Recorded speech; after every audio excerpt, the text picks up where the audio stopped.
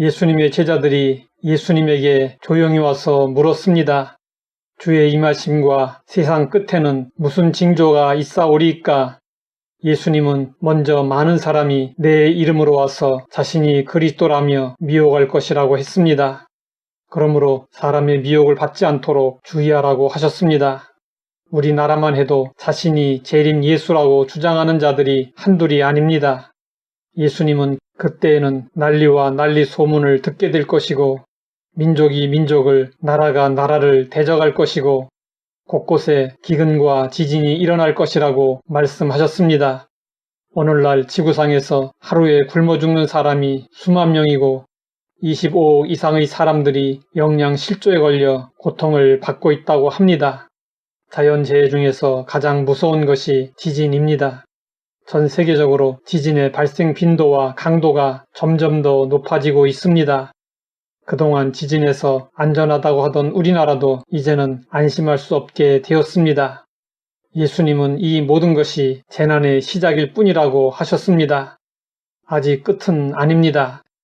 예수님은 그때에는 그리스도인들에게 환난과 박해가 일어날 것이고 서로 잡아주고 서로 미워할 것이며 거짓 선지자가 많이 일어나 많은 사람을 미혹할 것이고 불법이 성함으로 많은 사람의 사랑이 식어질 것이라고 말씀하셨습니다.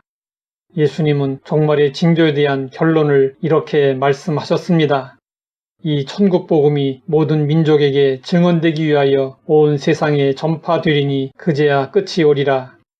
그러면 오늘날 천국 복음은 온 세상에 어느 정도 전파되었을까요? 1910년 스코틀랜드 에딘버러에서 세계 선교대회가 열렸습니다. 이때만 해도 기독교는 유럽 중심의 기독교였습니다. 그래서 당시의 기독교의 과제는 어떻게 문화, 종족, 지리를 뛰어넘어 복음을 전하느냐 하는 것이었습니다. 그런데 근래에 상황이 많이 바뀌었습니다. 미국의 조사기관 퓨리서치 센터의 2013년 보고서에 의하면 전 세계 기독교 인구는 세계 인구의 31.5%인 22억 명입니다.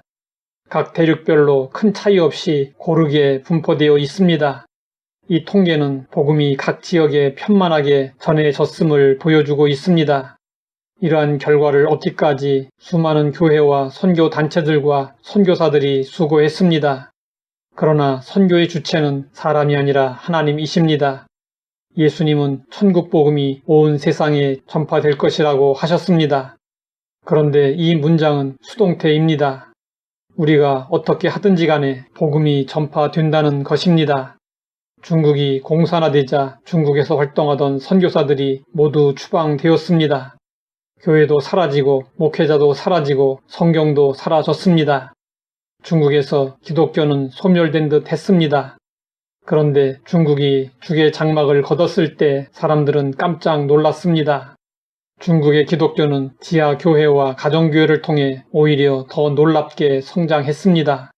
전 세계 각지에서의 놀라운 복음 전파는 사람이 아니라 하나님 아버지께서 친히 이루신 것입니다.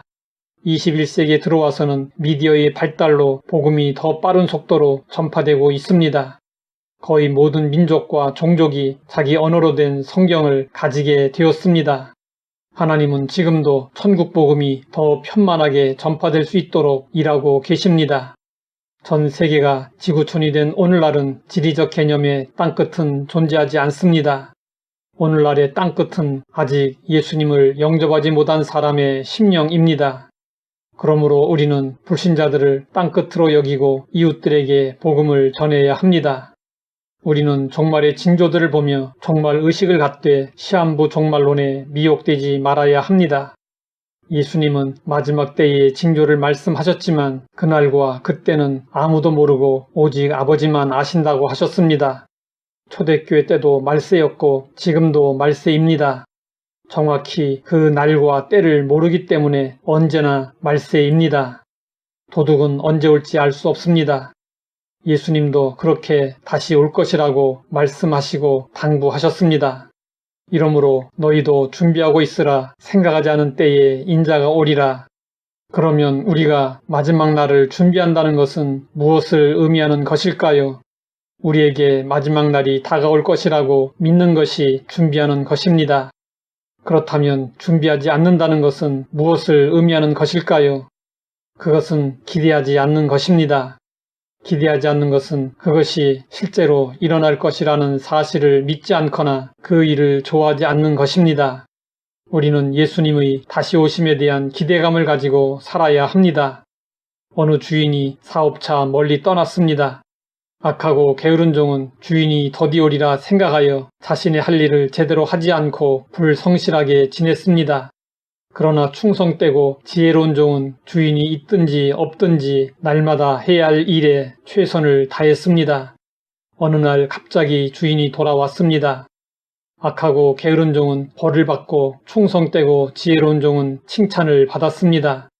우리는 날마다 말씀과 기도로 그날을 준비해야 합니다. 하나님 아버지, 그 때를 알고 다시 오실 주님을 기대하게 하시니 감사합니다. 언제 다시 오실지라도 기쁘게 주님을 맞이할 수 있는 믿음의 삶을 살게 하옵소서. 예수님의 이름으로 기도드립니다.